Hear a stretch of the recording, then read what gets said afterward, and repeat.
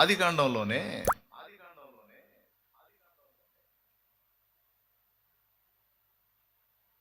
16 వచనం చదువు. 2:16 చదువు. మరియు దేవుడైన యెహోవా ఈ తోటలోనున్న ప్రతి వృక్ష ఫలములను నీవు నిరభ్యంతరముగా తినవచ్చును, అయితే మంచి చెడ్డ తెలివినిచ్చే వృక్ష ఫలములను తినకూడదు. నీవు వాటిని తిను దినమున నిశ్చయముగా చచ్చెదవని నరునికి ఆజ్ఞాపించెను. అది తిను దినమున నిశ్చయముగా చచ్చెదవని నరునికి ఆజ్ఞాపించెను. ఓకేనా? రైట్. తింటే చచ్చిపోతావు, తినొద్దు అని చెప్పాడు. మరి అది నిజమైతే మరి ఇప్పుడు 3వ అధ్యాయంలో వాళ్ళు అది తినగానే చచ్చిపోవాలి కదా, చచ్చిపోయారా? మరి అక్కడ మరి దేవుని మాట ఏమైనట్టు? ఇప్పుడు సరిపోయిందా నేను చెప్పింది? మాట తప్పని దేవుడు మన దేవుడు, వాగ్దానాలు ఇస్తే తప్పడు అన్నది ఎంత నిజమో, కొన్నిసార్లు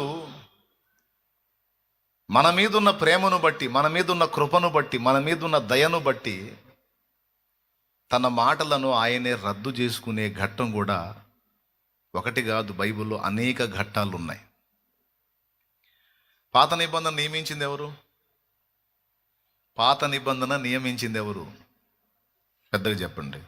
ధర్మశాస్త్రాన్ని నియమించింది ఎవరు? మోషేనా? దేవుని సెలవు లేకుండా మరి 10 ఆజ్ఞలు కానీ ధర్మశాస్త్రంలో ఇతర విషయాలు కానీ ఎట్లా తెలుసు మోషేకి? నియమించింది దేవదూతల ద్వారా నియమించబడిన, ఆమోదించి సంతకం చేసింది దేవుడే. కాబట్టి ధర్మశాస్త్రాన్ని నియమించింది, పాత నిబంధన ఆచార క్రతువు కాండలన్నిటిని కూడా నిర్ణయించింది ఆయనే. మళ్ళీ వాటన్నిటిని రద్దు చేసింది ఎవరు? విశ్రాంతి దిన ఆజ్ఞను నిర్ణయించింది ఎవరు? ఆయనే. క్రొత్త నిబంధన యోహాను సువార్త 5లో పనిగట్టుకొని విశ్రాంతి దినాన్ని మీర్పించింది ఎవరు? ఆయనే. అంటే కొన్ని ఆమోదిస్తాడు, అవసరమైతే వాటిని రద్దు కూడా చేస్తాడు. నువ్వే కదా వీటిని డిసైడ్ చేసింది, మళ్ళీ నువ్వు ఎట్లా రద్దు చేస్తావు అని మనం దేవుణ్ణి కంట్రోల్ చేయడానికి ట్రై చేయకూడదు. ఇదిగో ఈ విషయంలో నువ్వు ఇలా ఉండాలి అని చెప్పినప్పుడు ఇక అది ఆజ్ఞ. నేను దాన్ని రద్దు చేస్తున్నాను లేదా దాన్ని కొనసాగిస్తాను అనే హక్కు, అధికారం మొత్తం ఆయనకే ఉన్నాయి. నువ్వు ఓల్డ్ టెస్ట్మెంట్ అని పాత నిబంధన పెట్టి మళ్ళీ కొత్త నిబంధన అనేది కుదరదు. మేము పాత నిబంధనలు ఉంటే నువ్వేమిటో చెప్పడానికి నాకు అంటాడు. నువ్వేమిటో చెప్పడానికి నాకు? అవసరమైతే ఓల్డ్ టెస్ట్మెంట్ పాత నిబంధన అని కొనసాగిస్తాను, లేకపోతే కొత్త నిబంధన చేస్తాను, లేకపోతే ఇంకో నిబంధన చేస్తాను, నువ్వేమిటి చెప్పడానికి అంటాడు. ఆయన సుప్రీం, సర్వాధికారి. అలాగని లాజిక్ లేకుండా, క్రమం లేకుండా ఎట్లా పడితే అట్లా చేయడు. ముందు చేస్తాడు, నీకు అర్థం కాకపోతే కారణాలు ఏంటో తర్వాత చెప్తాడు. దేవునికి స్తోత్రం కలుగును గాక. హల్లెలూయా. అది తిను దినమున నిశ్చయముగా నీవు చచ్చేదవని ఘంటాపదంగా రాజీ లేకుండా చెప్పిన దేవుడే ఏదెను తోటలో ఆదాము హవ్వలు ఆ పండు తిన్నప్పుడు వారిని చంపలేదు, వారిని బ్రతకనిచ్చాడు. ఆ పండు తిన్నారు ఇద్దరు, అంజూరు పాకులు కచడాలుగా చేసుకొని కట్టుకున్నారు. దేవుడైన యెహోవా స్వరం విన్నప్పుడు పోయి పొదల్లో దాక్కున్నారు.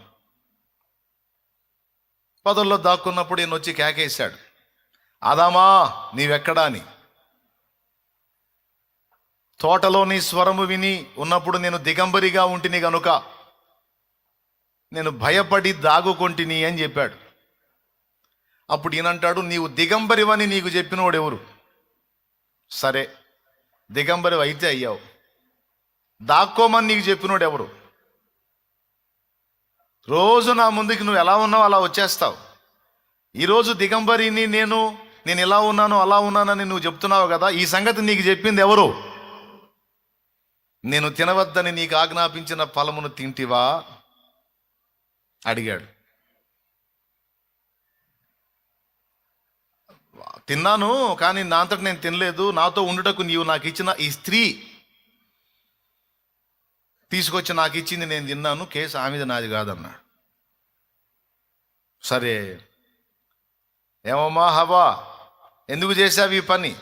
నీకు తెలియదా తినకూడదని? నాకేం తెలుసు, ఈ సర్పం నన్ను మోసపుచ్చింది. లేకపోతే ఇన్ని రోజులు తినను దాన్ని ఈరోజు తిన్నానంటే అర్థం కావట్లేదా నీకు?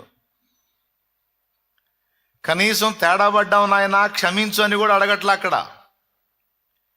క్షమాపణ కోరారా? మరి మనకు బైబిల్ ఏం రాశాడు? క్షమాపణ అడగండి, నేను క్షమిస్తాను అన్నాడు.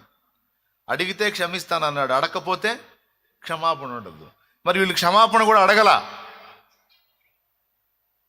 పాయింట్ ఆలోచన చేయండి. క్షమాపణ అడిగారా? నేను తేడా పడ్డాం ప్రభా, తేడా పడ్డాం అన్నారా? అనలా. అయినా సరే వాళ్ళని పాడు చేయలే. పైగా వాళ్ళని మోసపూచినందుకు సర్పాన్ని శపించాడు. ఆదాంకేమో నీ ముఖపు చెమట కార్చి నువ్వు పంట పండించి తినాల్సిందే అన్నాడు. హవ్వకేమో నీ ప్రసవ వేదన, గర్భవేదనను హెచ్చించేదను అన్నాడు. తర్వాత వాళ్ళిద్దరిని మరి చర్మపు చొక్కాయిలు చేయించి వాళ్లకు తొడిగించి వాళ్ళని తోటలో నుంచి బయటికి పంపించేశాడు. ఇవన్నీ గమనిస్తూ ఉంటే ఆయన అన్న విషయాలు చాలా చేయలా. చంపేస్తానన్నాడు, చంపలా. క్షమాపణ అడిగితే క్షమిస్తానన్నాడు, అడగకపోయినా వాళ్ళని క్షమించాడు. ఏమండి, కనీసం వాళ్ళని శాపాన్ని కూడా అప్పచెప్పలా. వాళ్ళని దెబ్బతీసిన సాతాను, అదే సర్పాన్ని శపించాడు తప్ప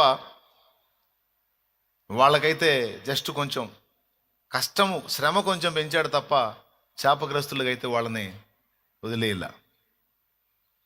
అంతేకాదు, తోటలో నుంచి వాళ్ళని బయటికి వెలుపటికి నెట్టేయటం వెనక కూడా ఆయన ప్రేమ, ఆయన కృపే ఉంది. ఈ ఘట్టమంతా చదువుతున్నప్పుడు నాకు అర్థమైంది ఏంటంటే, మనం ఎట్టివారము, మనం ఎలాంటి వారము, మంచివారమా చెడ్డవారమా అనే దాన్ని పరిగణలోకి తీసుకోకుండా కృప యొక్క ఏర్పాటు చొప్పున దేవుడు మన విషయంలో ఎంత శ్రద్ధ కలిగి, ఎంత మేలుకరమైన ఆలోచనలు కలిగి ఉన్నాడో కదా అనిపిస్తుంది. ఆయనను సరిగా అర్థం చేసుకుంటే నిరంతరం ఆయన ఏది చేసినా 100% మన మేలుని, మన క్షేమాన్ని, మన సంతోషాన్ని, మన ఆశీర్వాదాన్ని, మన భద్రతని, మన మంచిని కోరే ప్రతిదీ కూడా చేస్తాడు. మనకు కీడుకరంగా ఆలోచించేవాడు మన దేవుడు కాదు.